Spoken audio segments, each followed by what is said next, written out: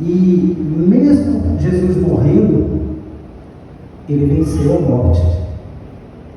E ele mostrou que, como Criador, como Deus Pai Criador, mesmo colocando uma peça para consertar, o plano dele não foi por água abaixo.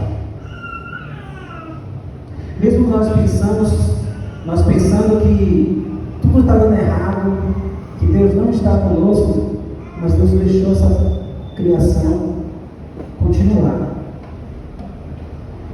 E quando isso aconteceu, Deus fez valer a sua vontade sobre o mal. E o seu amor sobre os pecadores, na verdade, sobre Jesus. Sua morte não é uma derrota ou fraqueza, mas é a vitória e a força de Deus. É inegável que são constantes as tentativas de querer impedir a vontade e o amor de Deus no mundo em que vivemos. Tanto nós, como toda a Santa Igreja Cristã, sofremos sobre essas tentativas para o mal. Não só a serpente, o Adão e Eva quiseram trancar o harmonioso funcionamento da vontade e do amor de Deus, mas, como provam as leituras de hoje, as pessoas usam suas ideias e desejos para impedir que Deus opere o correto funcionamento do mundo, em especial que Deus opere o reino da graça para o bem eterno das pessoas. No Salmo 139, vemos o salmista exaltando a Deus sobre a sua sabedoria e conhecimento. Mas vocês bem sabem em que no contraponto a isto, existe a perversa ideia de pessoas que a vida não é dádiva, acham que a vida não é a dádiva de Deus, que elas podem, quando assim o quiserem, acabar com a sua própria vida ou com a vida do próximo, que ela pode fingir, ou melhor, fugir de Deus.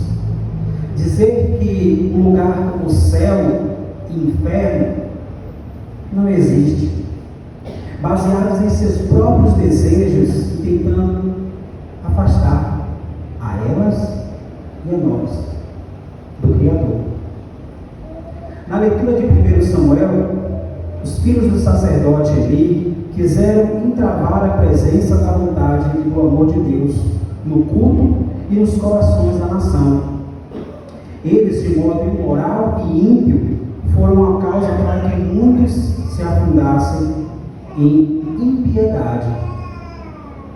Na leitura de 1 Coríntios, o apóstolo se vê no dever de escrever a muitos cristãos de Corinto que era enganoso julgar que seus corpos fossem propriedades exclusivas sua, e que Deus nada tinha a ver com aquilo que faziam com seus corpos, e por meio deles, fazendo isso, queriam evitar a boa e graciosa vontade de Deus.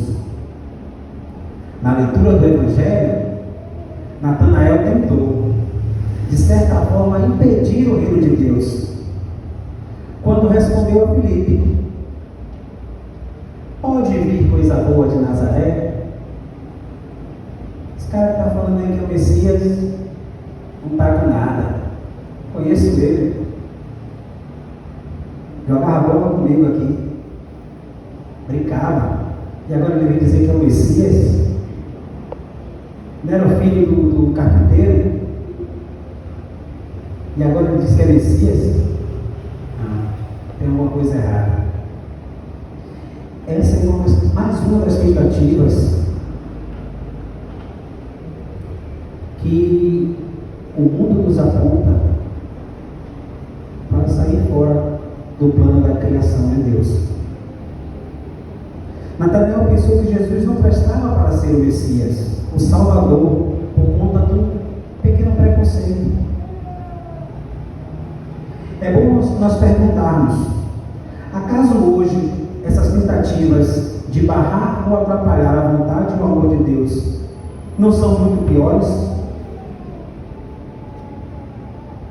Eu acho que são mais desafiadoras a cada dia.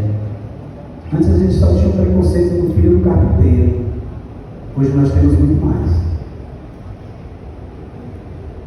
Nós temos tantas religiões, tantas pessoas que falam e pregam coisas diferentes, que vão contra aquilo que a própria Bíblia diz. Isso é mais uma tentativa de nos afastarmos do plano da criação de Deus. São incontáveis as pessoas que rejeitam os filhos que geram ou os abandonam aos prazeres terrenos. Também são incontáveis as pessoas que afirmam: o corpo é meu, eu faço dele o que me agrada e me dá prazer. Quando ele não me servir mais, que morra.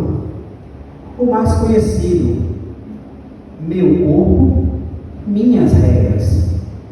Também são incontáveis as pessoas que deixam o culto bíblico porque imaginam cultos humanos, levados por suas emoções ou algo do tipo, e até mesmo cultos satânicos.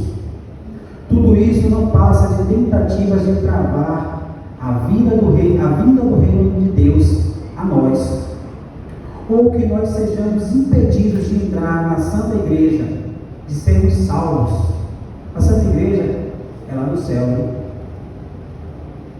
Deus, contudo, continua no comando, e no seu tempo, Ele agirá.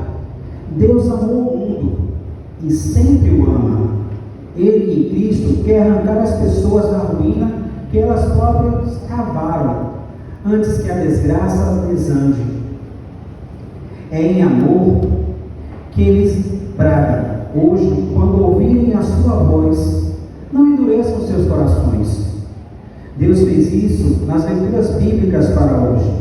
Ele chamou Samuel para ser o pastor das ovelhas dispersas e perdidas de Israel. E Samuel o fez com fidelidade.